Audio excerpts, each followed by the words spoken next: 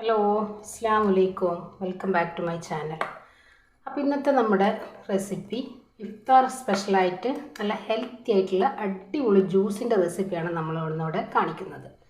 അപ്പോൾ എല്ലാവർക്കും നമ്മുടെ വീഡിയോസ് ഇഷ്ടമാവും. നമ്മുടെ വീഡിയോസ് ഇഷ്ടമായി കഴിഞ്ഞാൽ ഒന്ന് ലൈക്ക് ചെയ്യാനും ആദ്യമായി കാണുന്നവരാണെങ്കിൽ സബ്സ്ക്രൈബ് ചെയ്യാനും മറക്കരുത്.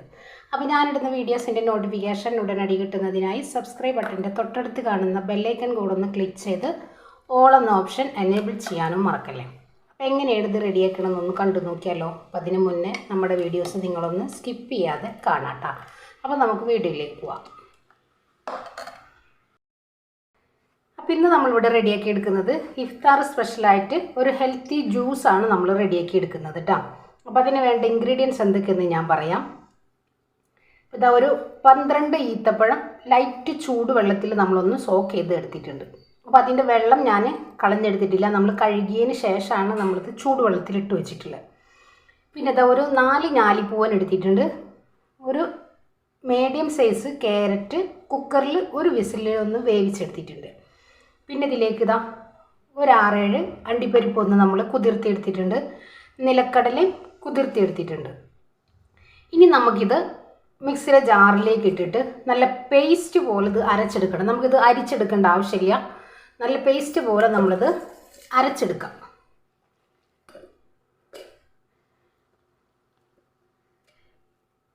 ഒട്ടും തരിതരിപ്പില്ലാതെ നമ്മൾ നല്ല ഫൈനായിട്ട് തന്നെ അരക്കുക കേട്ടോ.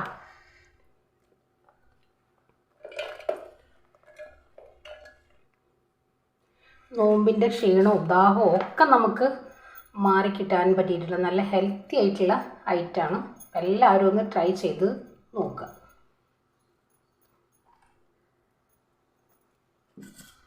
ഇനി ഞാനിതിലേക്ക് നമ്മൾ ഈത്തപ്പഴം സോക്ക് ചെയ്തെടുത്ത് നമ്മുടെ ആ ഒരു വെള്ളം ഉണ്ടല്ലോ അത് ഞാനിവിടെ കളഞ്ഞെടുത്തിട്ടില്ല കേട്ടോ. നമ്മൾ കഴുകി എടുത്തിട്ടാണിത് ചൂടുവെള്ളത്തിൽ ഇട്ട് വെച്ചിട്ടുള്ളത്. അത് ഒഴിച്ചിട്ട് നമുക്ക് പഞ്ചസാരയും കൂടെ ചേർത്തിട്ട് നമുക്കിതിലേക്ക് അരച്ചെടുക്കാം. അപ്പം ഞാനിപ്പോൾ ഇവിടെ അത്യാവശ്യം നല്ല മധുരമുള്ളതാണ് പഴവും ഈത്തപ്പഴമൊക്കെ. അപ്പോൾ നമ്മൾ ഒരു മീഡിയം ലെവലിലുള്ള മധുരമാണ് നമ്മൾ ചേർത്ത് കൊടുക്കുന്നത് കേട്ടോ.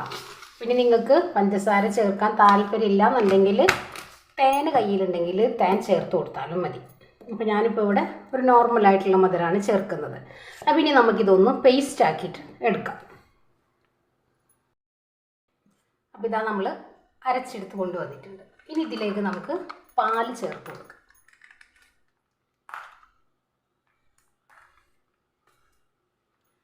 ഞാനിപ്പോൾ ഇവിടെ 500 ml ഒരു പാക്കറ്റ് പാലാണ് എടുത്തിട്ടുള്ളത് കേട്ടോ. നല്ല ഫുൾ ഫാറ്റ് പാൽ തന്നെ എടുക്കുക. ഇത് നിങ്ങൾക്ക് തിളപ്പിച്ചിട്ട് ഫ്രീസ് ചെയ്തെടുക്കണമെങ്കിൽ അങ്ങനെ എടുക്കാം കേട്ടോ. അപ്പോൾ ഇതാ നമ്മൾ പാലൊഴിച്ചെടുത്തിട്ടുണ്ട്. ഇനി നമുക്കിതൊന്ന് നല്ല പോലെ ഒന്ന് അടിച്ചു കൊണ്ടുവരാം.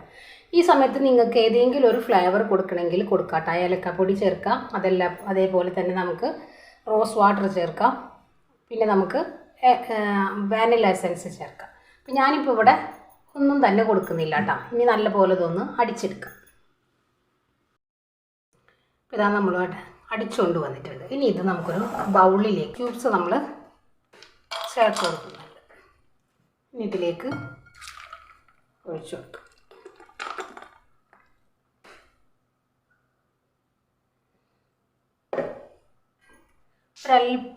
ഒരൽപ്പം ഐസ് വാട്ടറും കൂടെ ഇതിലേക്ക് അങ്ങ് ഒഴിച്ച് നല്ലപോലെ ഒന്ന് മിക്സ് ചെയ്ത് എടുക്കാം.